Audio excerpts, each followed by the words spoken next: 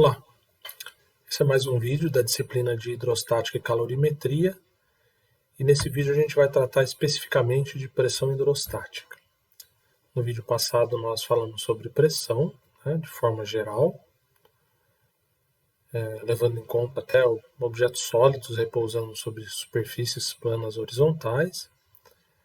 Agora a gente trata especificamente dos líquidos estáticos. Então, para isso a gente vai imaginar que essa figura representa um recipiente cilíndrico repleto até a borda de um líquido, pode ser água, por exemplo. Algumas informações sobre esse recipiente, sobre o líquido, são importantes para que a gente consiga entender o conceito de pressão hidrostática e consiga encontrar uma forma de calcular. Tá? Então a gente vai assumir que esse recipiente tem uma altura H e uma área de base A. Dessa maneira, o volume desse recipiente é a área da base vezes a altura. Okay? Vamos assumir também que o líquido que está aqui dentro tem uma massa específica ρ, ρ qualquer. Se fosse água, ρ da água. Tá? Bom, lembrem lá nos sólidos, né? Objetos sólidos exercem uma pressão nas superfícies onde eles repousam. Aqui a ideia é semelhante, né? Nós podemos, por exemplo, definir como nosso objeto de estudo a pressão, né, na base aqui desse reservatório. Tá?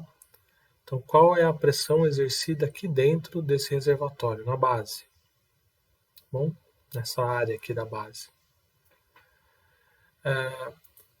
Do ponto de vista de visualização do problema, é interessante que a gente visualize um líquido estático como se ele fosse composto por várias lâminas sobrepostas. Então é como se eu tivesse várias moedas de água umas sobre as outras. Tá? Então eu tenho empilhadas aqui várias moedas de água, por conta das dimensões desse reservatório, são moedas, mas tem várias sobrepostas até completar uma altura H. Quando eu visualizo isso dessa forma, eu consigo aplicar o que a gente trabalhou no último vídeo. Objetos repousando sobre superfícies exercem pressão. Qual é a pressão que eles exercem? É a força normal sobre área. Força normal, nesses casos, é o peso. Tá? Aqui a ideia é semelhante.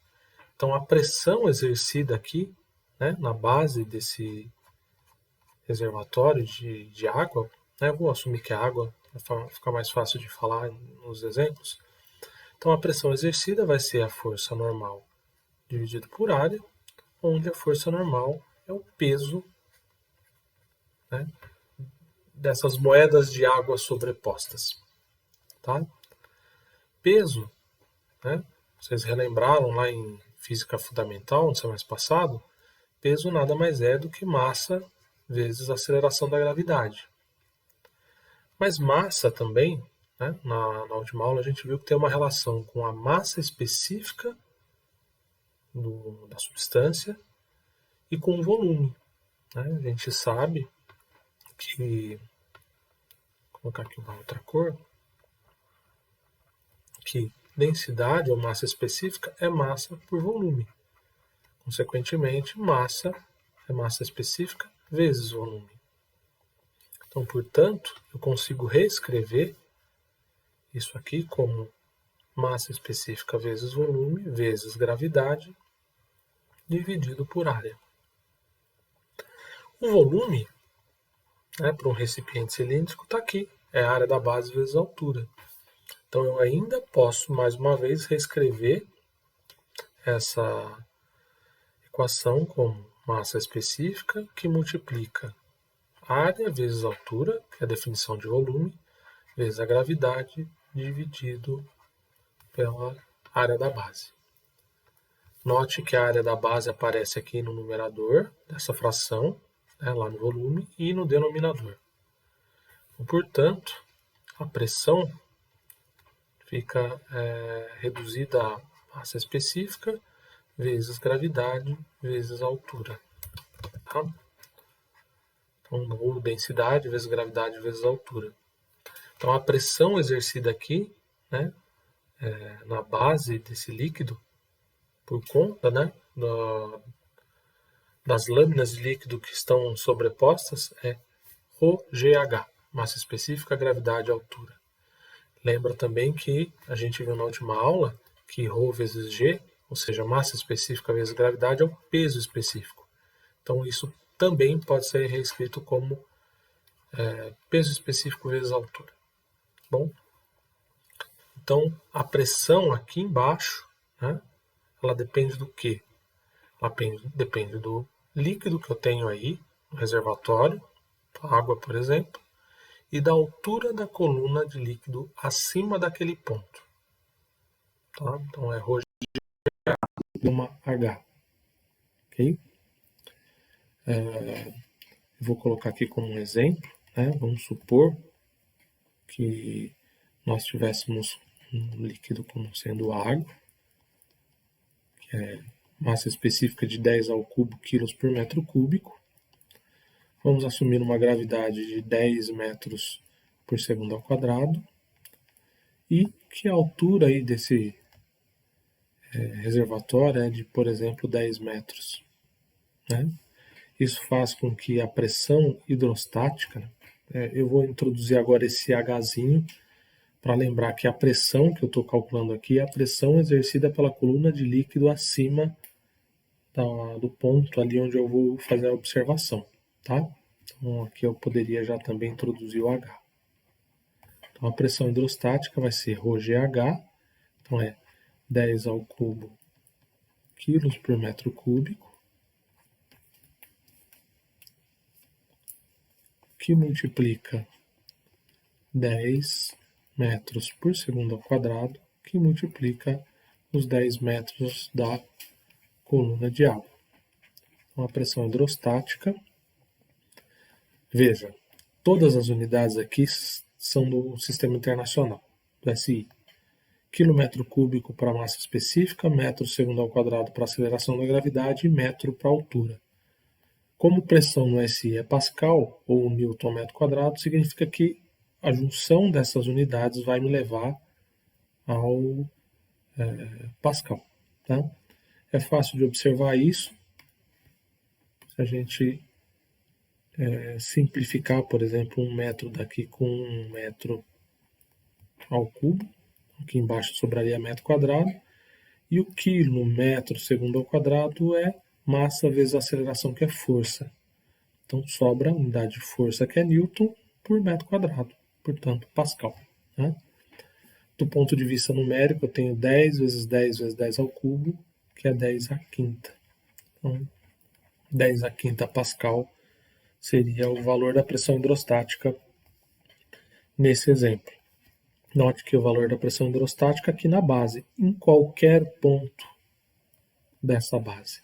Tá? É importante que a gente lembre que a pressão em qualquer ponto de uma mesma lâmina de um líquido estático vai ser igual. Então, se eu imaginar novamente esse líquido estático como se fosse composto por lâminas sobrepostas, né, as moedinhas d'água, quando eu estou numa moeda e observo qualquer ponto ali, a pressão hidrostática vai ser a mesma. Tá? Então, essa é a pressão hidrostática ou pressão de coluna de líquido. Ela vai depender exclusivamente do líquido que eu tenho no reservatório e da altura da coluna acima do ponto. Note que o volume do reservatório não influenciou no valor da pressão hidrostática, tá? E de fato não influencia. O que é determinante aqui para o valor da pressão é o H. Bom, isso faz com que a gente depois consiga, né, entender que em situações como a dessa figura que aparece aqui no slide seguinte, né, se eu observasse aqui pontos na base desse reservatório, né, supor que fosse um ponto A, um ponto B, C e D, a pressão nesses pontos tem que ser igual, né, porque eu consigo observar aqui que a altura, né, da coluna de líquido acima desse ponto é a mesma. Tá? Poderia chamar isso aqui de um H. Tá? Então o H é o mesmo acima do ponto A, do ponto B, do ponto C e do ponto D. Portanto, a pressão em A é igual à pressão em B, que é igual à pressão em C, que é igual à pressão em D. Aqui, obviamente, eu estou me referindo, por enquanto, à pressão hidrostática, que é o que a gente está vendo primeiro, né? Pressão da coluna de líquido. Mas, de fato, se a gente pensar nesse reservatório aberto, por exemplo, como está aqui, né? Acima da última lâmina de líquido, eu tenho ar, né? Isso significa que eu tenho mais um fluido ali, né? Eu tenho mais uma coluna de fluido, que seria a coluna de ar, ou seja, é o que a gente chama de pressão atmosférica, tá? Então, para determinar a pressão absoluta, pressão total, lá no ponto A, B, C ou D, ou como na figura anterior, né, em um dos pontos aqui da base desse reservatório, eu tenho que levar em conta a pressão atmosférica. Então, a pressão absoluta ou pressão total num desses pontos vai ser a soma da pressão hidrostática, que aqui a gente chama de forma geral como pressão relativa, mais a pressão atmosférica, que é a pressão exercida pela coluna de ar que eu tenho ali acima da última lâmina de líquido do reservatório. Tá? Essa pressão atmosférica, né, ela obviamente vai depender, né, de qual altitude eu estou, tá? Porque dependendo da altitude, a coluna de ar vai ser maior ou menor. Mas, em geral, para os nossos problemas, a gente vai tratar a pressão atmosférica como uma constante, né? Ela vai variar muito pouco.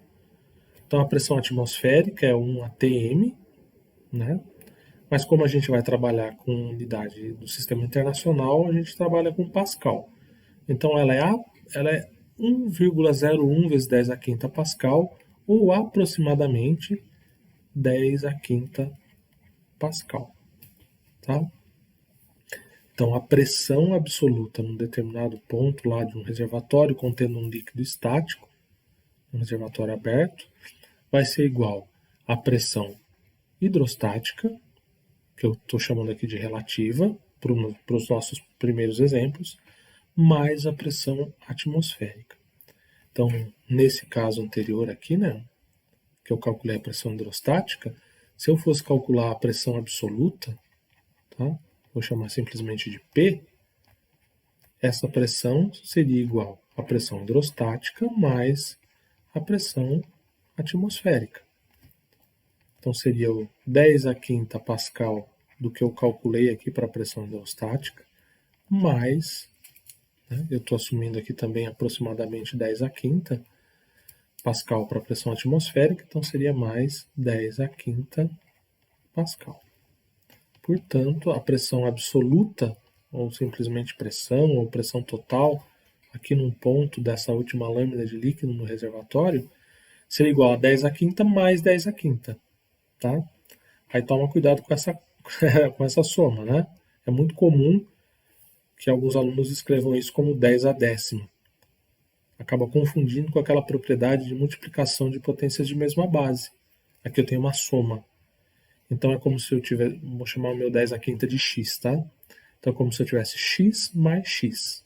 X mais x é 2x. Então 10 a quinta mais 10 a quinta é 2 vezes 10 a quinta Pascal. Tá? Então essa é a pressão absoluta em qualquer um dos pontos aqui dessa última lâmina do líquido no reservatório. Bom, ainda do ponto de vista de nomenclatura, né? Aqui está como pressão relativa, que no exemplo que eu dei é hidrostática, mas em alguns problemas ela pode aparecer como a pressão relativa, pode aparecer como pressão manométrica ou pressão de coluna de líquido, tá? Então, para a gente aí vão ser, na maioria das vezes, sinônimos pressão hidrostática, relativa e manométrica. Vai variar de acordo com o problema, tá? A nomenclatura. Bom, aqui eu tenho uma figura, né, que me permite entender um pouquinho melhor essa ideia ou essa relação entre pressão absoluta e pressão relativa. E mais, né? me permite também entender o que significa ter uma pressão negativa, tá? Então, eu posso ter pressões negativas? Sim, eu posso, né? Provavelmente vocês já viram situações que envolvem valores de pressões negativas. Mas o que é essa pressão negativa, tá? Então, essa figura aqui, né, ela me mostra como se fosse uma escala, né, um eixo, onde eu vou identificar valores de pressões, tá? Então, vocês podem imaginar essas linhas verticais aqui, né, como se eu tivesse, a princípio, um eixo Y aqui. Né? Vou até colocar aqui uma figura do tipo para facilitar essa visualização. É como se eu tivesse algo assim, tá? Só que aqui está invertido, né? Vou colocar para cá.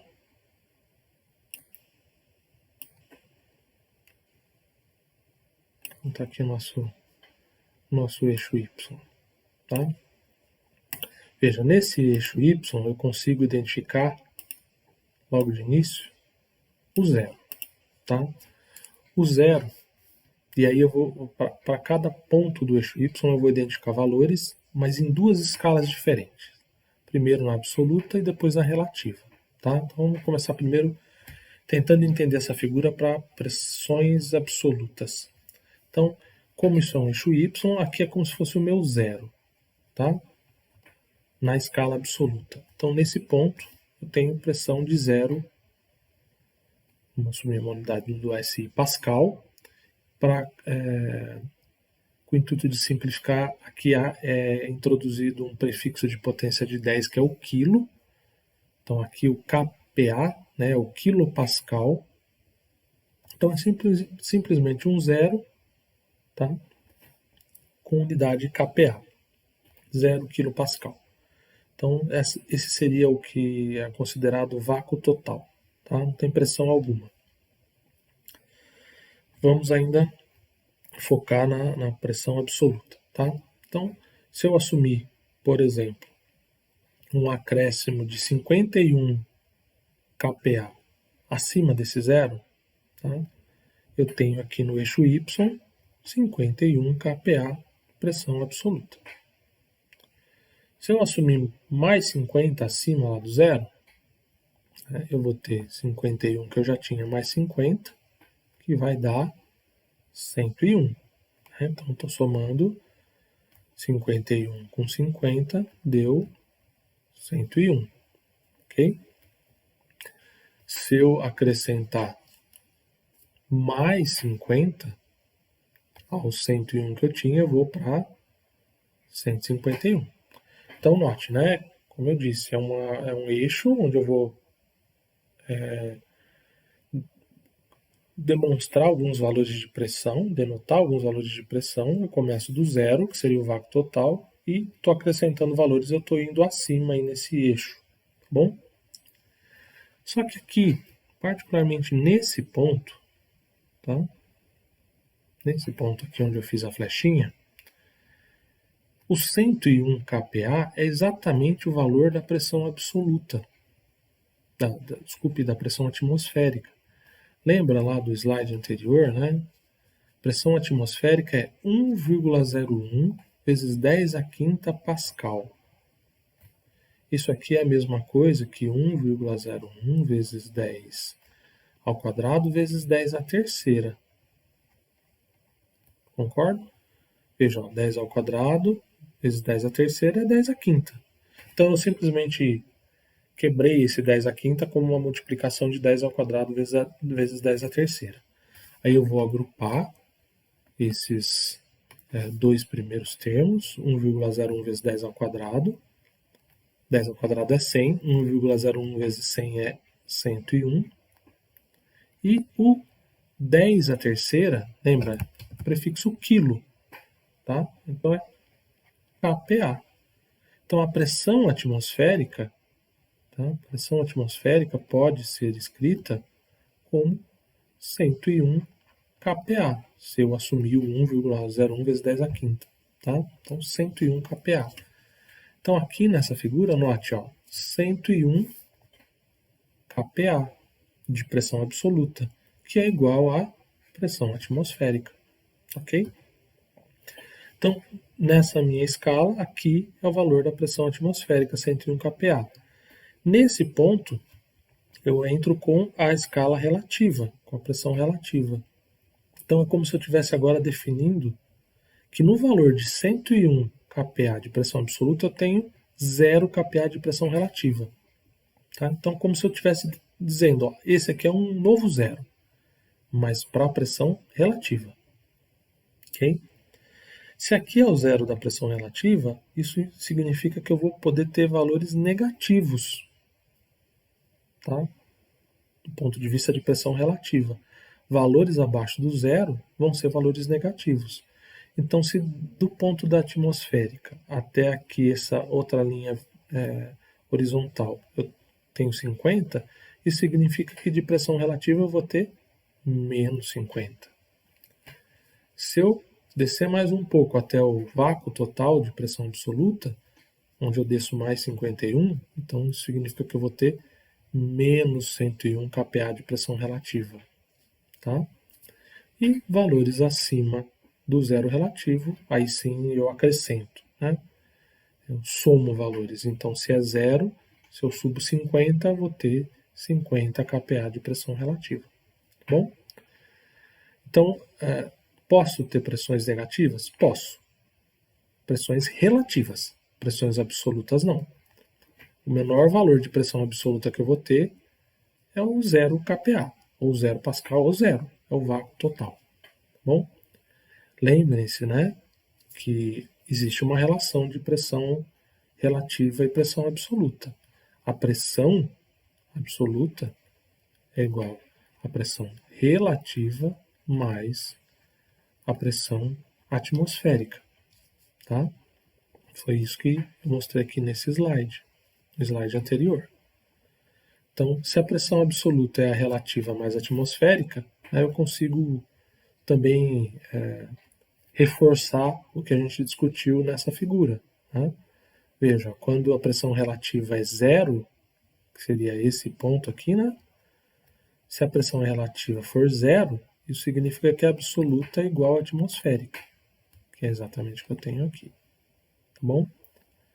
Posso fazer a mesma análise para os outros pontos aqui identificados.